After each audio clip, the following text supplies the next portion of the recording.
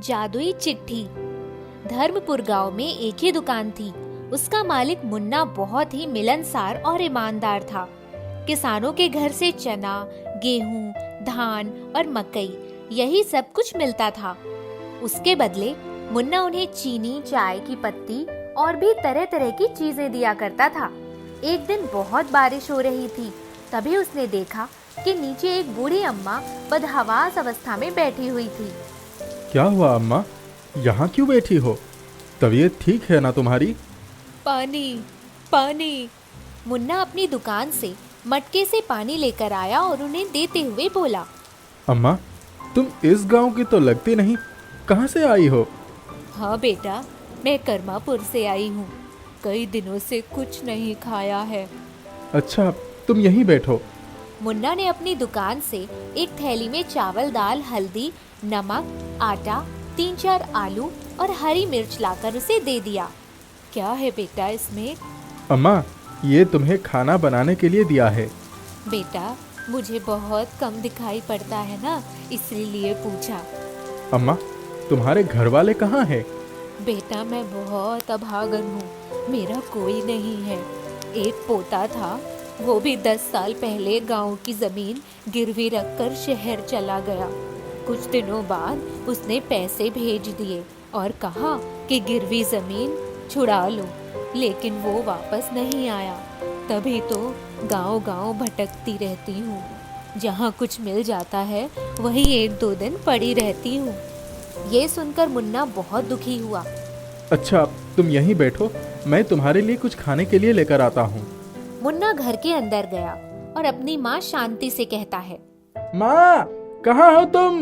माँ! क्या हुआ रे, क्यों चिल्ला रहा है? माँ, कुछ खाने को है क्या?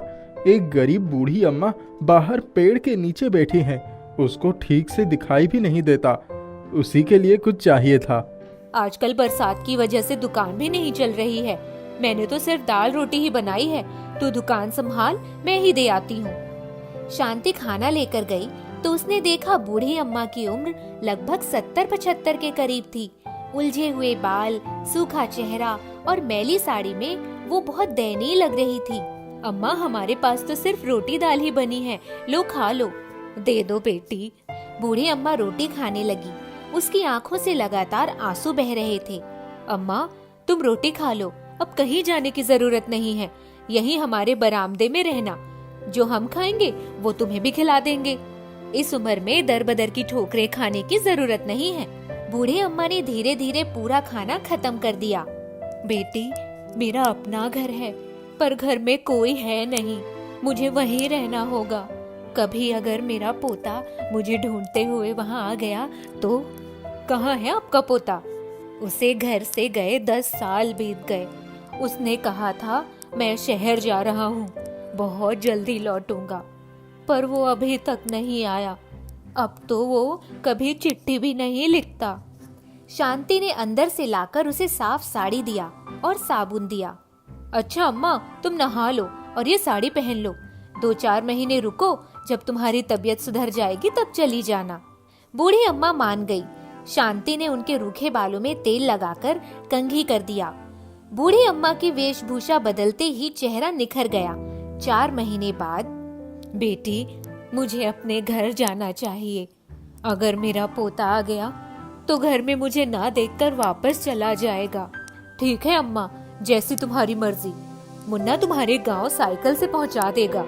खाना खाने के बाद थोड़ी देर दुकान बंद करता है ना, तभी चला जाएगा, लेकिन आती रहना।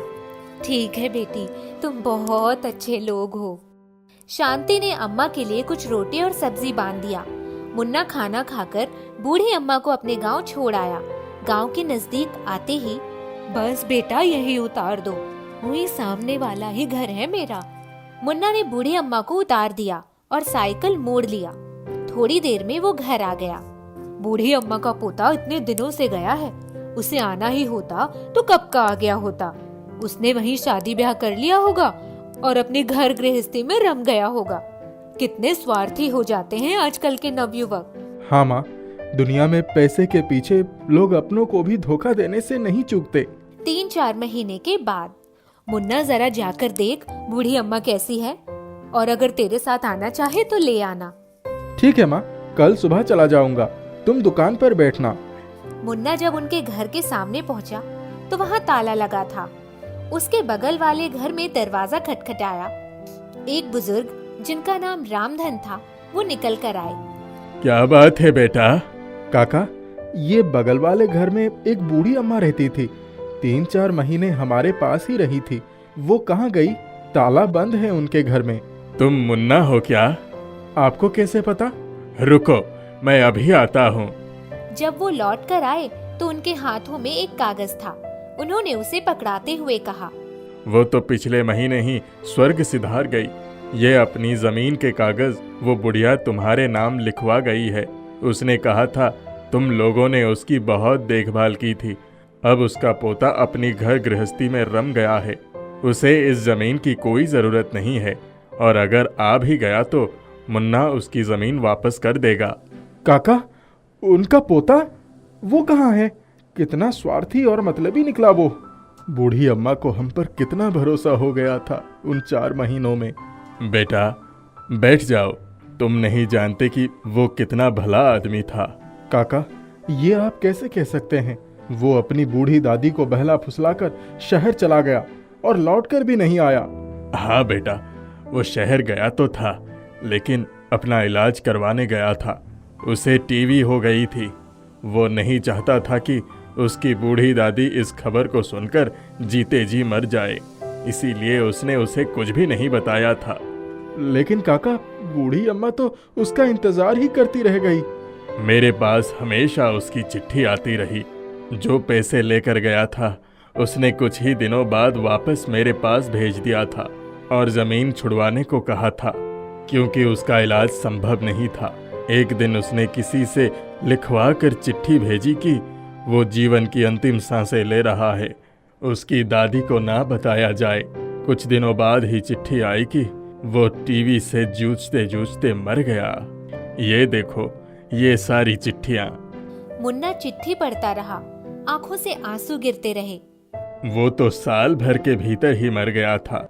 मैं कैसे उस बुढ़िया की आशा का जलता हुआ दिया बुझा देता। आप भी महान हैं काका। हम तो यही सोच रहे थे कि उसका पोता बहुत ही निष्ठुर निकला। बेटा, सारा गांव यही सोचता था। वो तो जिस दिन बुढ़िया मरी तब मैंने सबको उसकी सारी चिट्ठियां और ये कागज दिखाए जो उसने तुम्हारे नाम लिखा था। तब लोगों का सिर उसके पोते के लिए श्रद्धा से झुक गया था।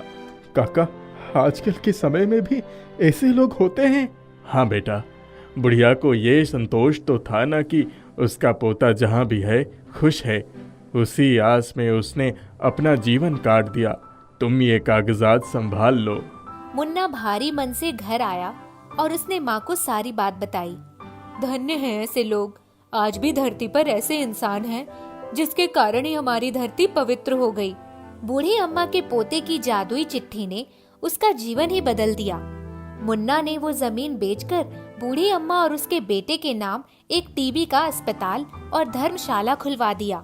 अब वो भी पैसे वाला हो गया था, लेकिन मानवता नहीं भूला।